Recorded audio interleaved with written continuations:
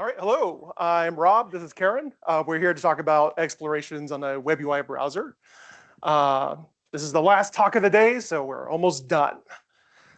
All right, so this is an aspirational schedule for the day. We're around 4:30 right now, so we're right on time, and we're gonna try to rush through all the slides and then hopefully spend a lot of time on discussion, questions that you have, any comments that you want. All right, so who are we? We're primarily browser people. We actually don't spend a lot of time in Blink. So we spend a lot of time working in Chrome browser UI and the UI directories in the Chromium repository. So there are a lot of things that we don't know about Blink, and I'm sure we can hear a lot of feedback from you on things that we might be missing. So now we're going to go over kind of like why we're looking into WebUI browser. We're going to talk about kind of differences between a browser and a regular web page, and then some observations that we noticed as we were building a prototype. So why are we even looking at this? Well, the web has come a long way. We've come from just having static web pages that present articles to having full-fledged applications available on the web today. And so the natural question is, okay, well, what would the world look like if the entire thing was the web, if the entire frame outside of the content area was also powered by HTML? What if I could just write this simple HTML code and maybe get a browser? Now, for those of you paying close attention to the code here, and I know I just flashed it up there very fast, it's a little different from a web page. There is this weird line down here, this web view section that doesn't look like valid HTML. It's not even a valid custom element name. What's going on there? Well, that's one of the things that we need to make a browser work, because if we're just using a regular iframe, I have to follow all the cross-origin rules. I can't do any of that. I need to load any page I want within HTML. But we don't want to introduce this into the web platform, right? This is something we only want browsers to be able to do. And so we have to kind of build custom code that's only available to a browser that we actually do not want to upstream to the web platform. At the same time, we do need to make changes to be able to accommodate this. And to talk a little bit about those changes, I'm gonna have Karen go through what we're going with embedding content into our HTML. Well, my name is Karen Zhu, and I'm happy to talk about our exploration in web contents embedding used potentially in a WebUI browser. So assuming that we're rendering this browser UI inside of a web UI, then naturally there got to be some mechanism for us to embed other web pages, including the tab contents as well as side panels. So what are the options for us? There are a few existing mechanisms, but unfortunately they are not suitable for WebUI browser, and I'll explain why. So first thing come to mind is apparently iframe, but it has restriction of the content security policy. Whereas if you see a Views browser, tab can just open an arbitrary URL. And so this restriction of CSP then really can be used in the WebUI browser. Then Chrome has another thing, well, Chromium has another thing called WebView that doesn't have this CSP restriction. It's not even in the web standard. There are two variants of that. The first one is called guest view. There's a /component/guest view, which has been there for more than 10 years. It's originally used in Chrome OS, I think in Chrome apps in Chrome OS. And it also has some fundamental issues that conflicts in how we manage the tabs in browser.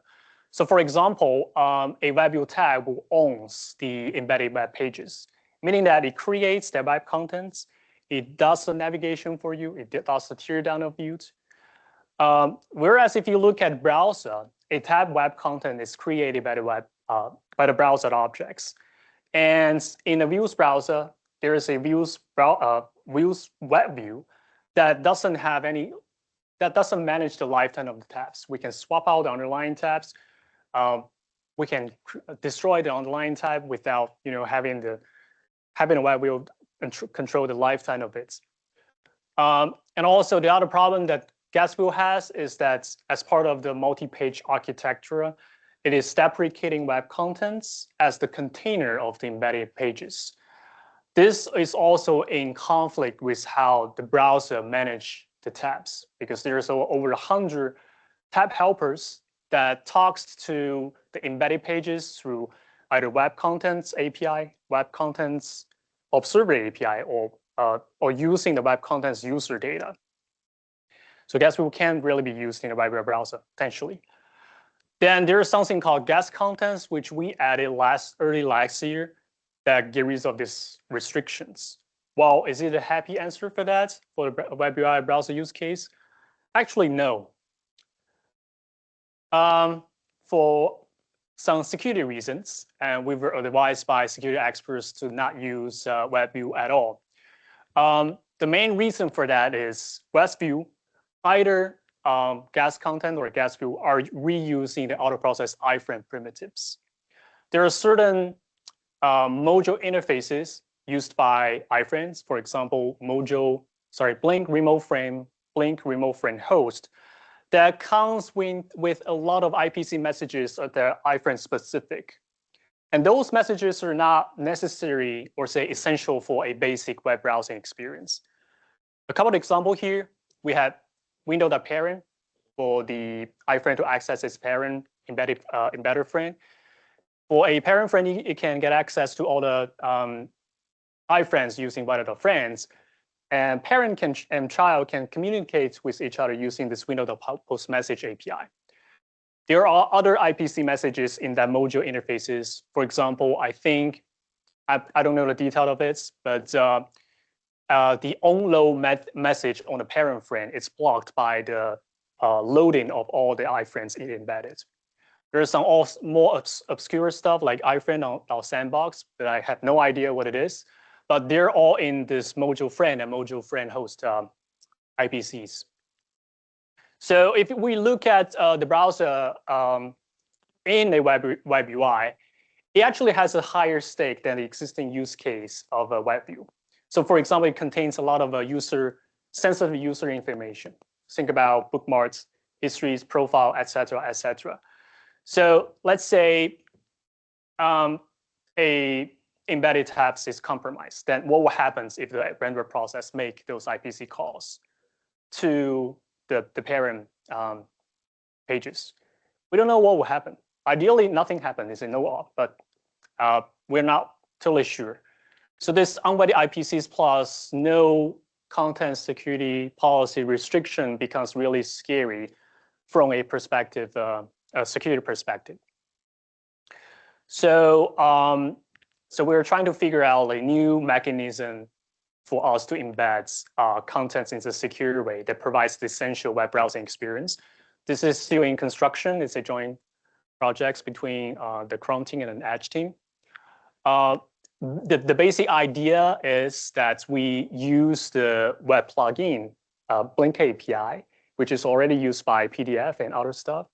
I think PDF is probably the only single use case of it. And we display these tab contents or side panel contents inside of the embed elements. That's where the embed in the Surface Embed projects comes from. And also we trim down the IPCs to only the essentials. Basically, we're talking about painting, sizing, input routing. And of course, there are some other stuff like accessibilities, preloading, intersection, observer API, et cetera, et cetera. A lot of these web essential APIs. And we wrap it up into a concept called Surface. That's the Surface Embed project comes from. And we hope that by not using the auto-process primitives, we don't break the webs while we implement this stuff, and not vice versa. The changes in web standard and its application won't break us. And this is an overview of the architecture.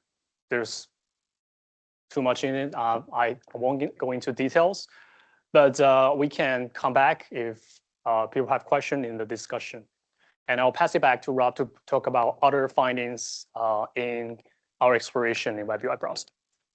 All right, so we've done all this work. The prototype kind of the surface embed is still in progress right now, but that kind of gives us our WebView element that we needed to kind of do this simple HTML. And so if you go check out Chromium right now, you can build this thing called WebUI examples. and then pass in -- web shell, and then you'll get something that's very content shell-like, but written completely in HTML. So you can check that out right now and try to build it. And if it breaks, let me know so we can try to fix it. All right, so what else is there? If we're doing this WebView thing, we're done, right? We don't have to do anything else. Well, there's a few more things.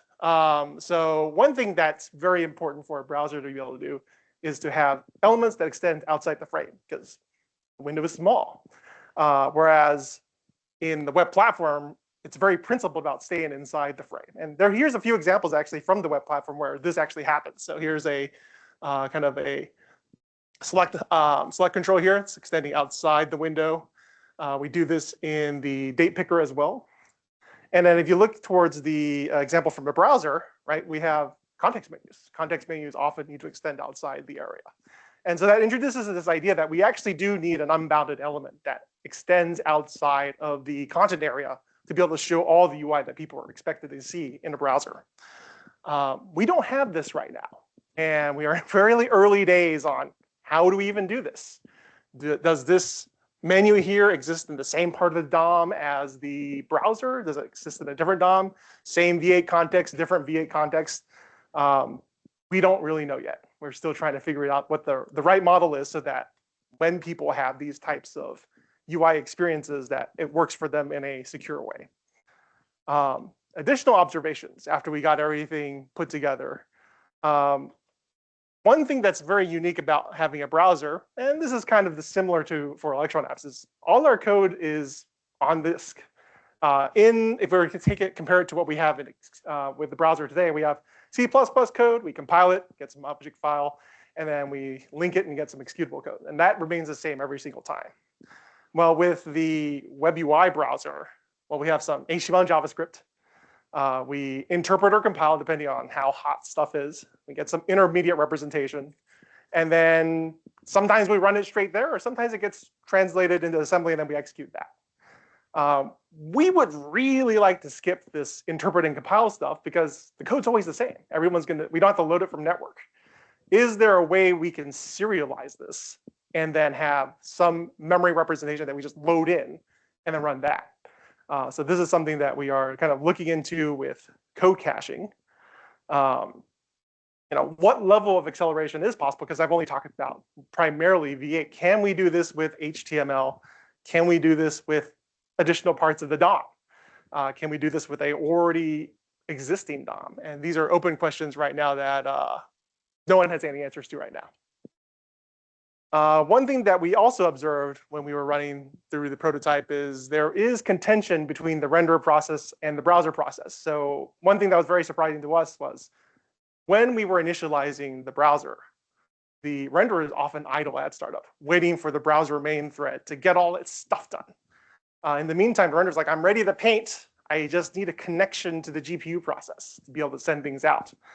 But the only way you can get that GPU channel is by talking to the browser process, which has that already ready to go. This is actually currently being fixed by our colleagues in Tokyo right now and trying to get that GPU channel directly established for this renderer. And finally, another observation we had is something that we're used to in native code is that we're able to share libraries between the different processes. So using content shell as an example, we may have a shared library that we load in all three processes. Yes, it allocates address space, but we actually only load this library once. So we only have one real page allocated against it.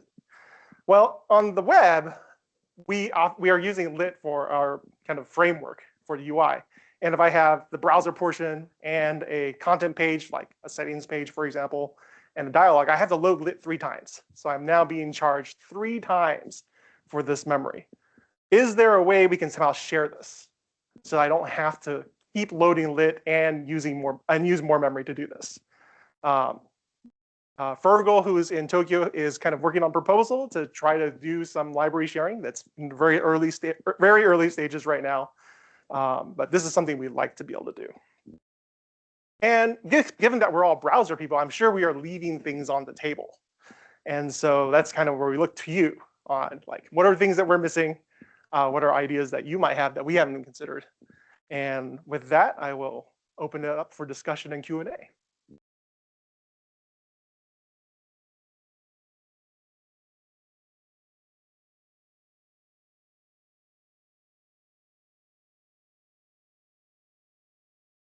When content is going out of the frame, first problem when you talked, right? So that like, is there a way of using hybrid like content which will never go out of frame boundary, and then the content that goes for the out of the frame boundary use the UI browser UI, and content that is fixed or can fit in the always fit in the frame use this web UI. Make sure I understand the question correctly. So let me get that picture up again. Let's just use this as an example. So you're saying like in this case, Second example. sorry, which one? Second example. Second page? Yeah, this one. Yeah. Okay. Basically, the content like this combo box is spilling out of the frame, right? That's right. Yeah. So for that, like using existing browser UI and the content that is completely fitting inside the browser frame. Yeah. Using web UI for that. Is this possible or like? Oh, is it possible for us to do this? Yeah. Oh, this is like where we wish we had the video working. So we have a prototype, Karen coded one up, where it is possible to actually do this with general DOM that's not driven from a Blink control. Well, we can give it a try, see if that video works. Because ideally, we would like this Nope, it does not work, secondary UI. unfortunately. Okay. We would like the secondary UIs to be in the same DOM tree, that it's managed, layout, and render by the render process, not by the browser process. So that the embedded pages that open the secondary UIs can, do some JavaScript manipulation and use CSS to control the layout of it. But this is something that is not possible today. Yeah, it's not exposed to folks who are writing regular HTML pages. This is all handled through Blink, through a custom content API to get a widget to extend outside the frame. And to talk a little bit more about the existing pop-ups that you see in the HTML form. So for example, this one, it actually lives in a separate V8 context. It's a V8 context that when you say you close the pop-up, you confirm a selection of your data, it will pop down to the C++ side. And the C++ will notify the parent elements and calls the JavaScript callback hooked on that parent. So it's not even leaving the same DOM tree. The pop-up itself has its own HTML and an isolated DOM tree. And we would like to break that isolation.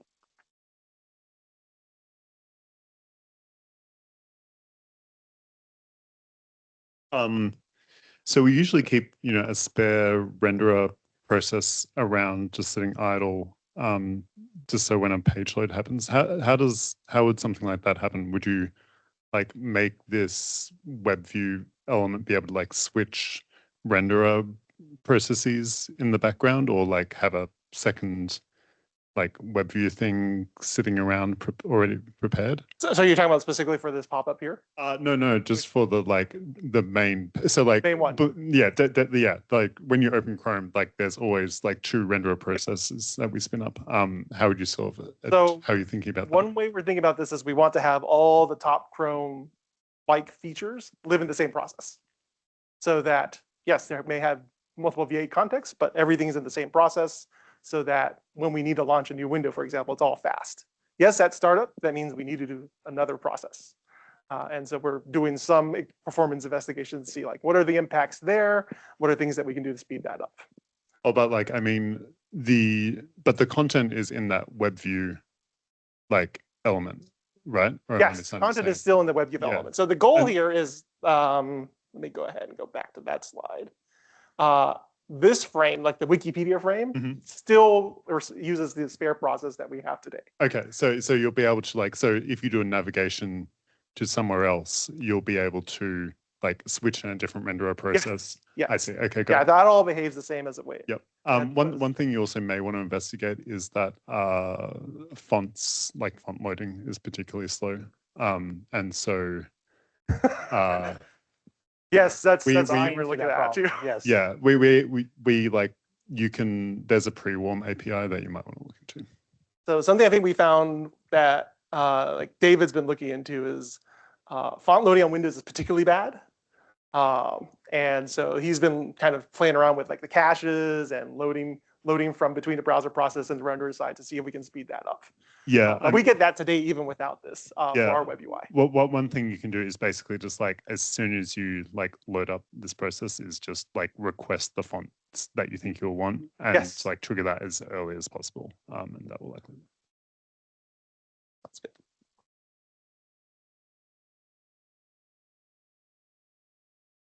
Thanks. You mentioned the GPU process host connection during browser startup and the work the Tokyo team's doing on that. I was curious, has there been times after startup in which browser main thread contention has been impacting this project? Let me see. So there was that. There was one other case. There's one other thing. I can't remember what it was off the top of my head. I think it's requesting like the window bounds. So Yeah. let's say when the browser window brings up, we will have the HWin and NS window depending on platforms, and we allocate that surface, that the platform window surface, but that surface bounds information will have to propagate back to the renderer process so that we can create a new local surface ID, and the browser process busy with processing other stuff. So when a renderer, I think when the renderer is trying to request that information, that visual properties is blocked by a busy browser UI thread. Okay, and but I'm not the one who's looking into the investigation, so I'm not sure about the detail of it. Okay, and did they mention if they also have ran into that during resizing? Because surfacing, that process you described, will also affect resize. I think we were mostly looking at the startup, so no resize related. Yeah, but ultimately at startup, we observe a lot of contention with the browser main thread because the browser main thread may not even have the window ready to go, or it's just loading the profile. And so this is something that we know we need to somehow be less dependent on the browser UI main thread to do quick initialization. Yeah.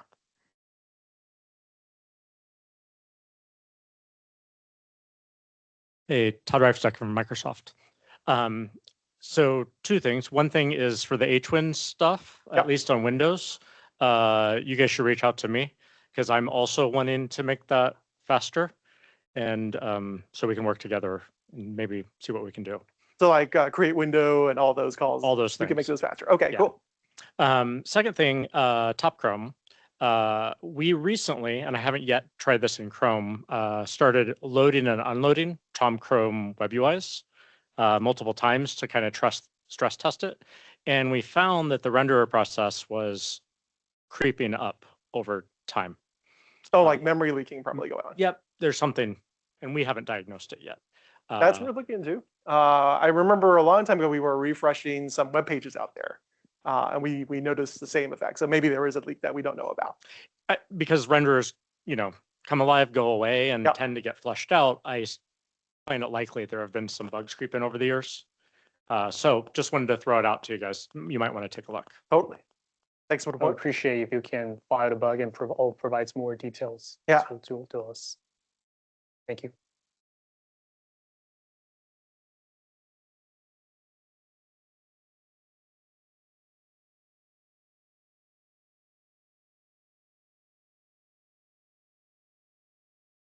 So I think Eric, Microsoft. I think Prashant's question earlier was maybe asking about just like a sequencing thing, and for existing cases where things go off screen, are you thinking like launch most of this, but maybe that can be views based for now, and then eventually get to your dream of all a single DOM?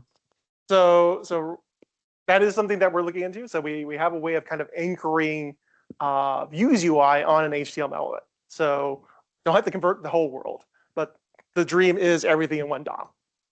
Okay, and then second question was, you kind of outlined all the ways WebView as exists isn't good enough. Assuming there was no cost to it, would you move WebView onto this?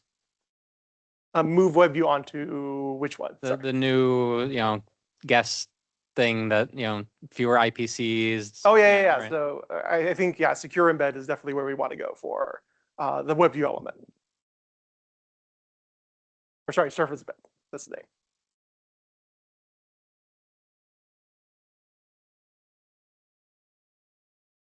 Okay, there's probably time for one more question.